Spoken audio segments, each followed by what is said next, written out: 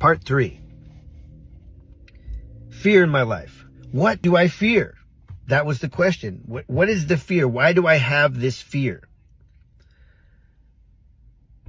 And here's the breakthrough I had that I've never heard before.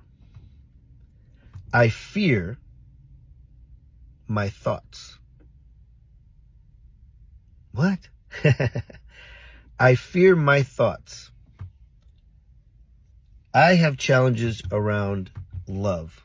If you know my story, abandonment issues from my father, the people who I loved most have hurt me, and sadly that's what happens in life.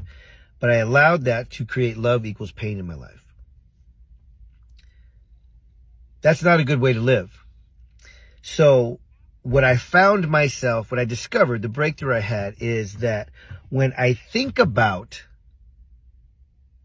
love, success, whatever it is, I immediately start to think about why it won't work. Not even realizing it. It's a subconscious thing.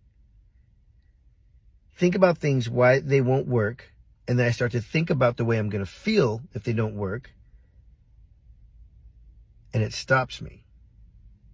I'm fearing my thoughts in the future, because a thought connected to an emotion can equal pain, an emotional pain. So when I'm thinking about what I may be thinking later because of a failure, I don't want to feel the pain, and I start to feel the pain of already thinking ahead of time of what may not work. Are you grasping this? So there's a fear there, so I don't even go for it, or I sabotage it in some form, in some way. I fear my thoughts of the future. How horrible is that?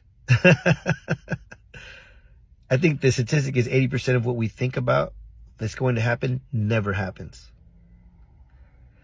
So if you go deep and you pay attention to what is really stopping you, what it really is, the challenge, what is in the subconscious that we're not even realizing.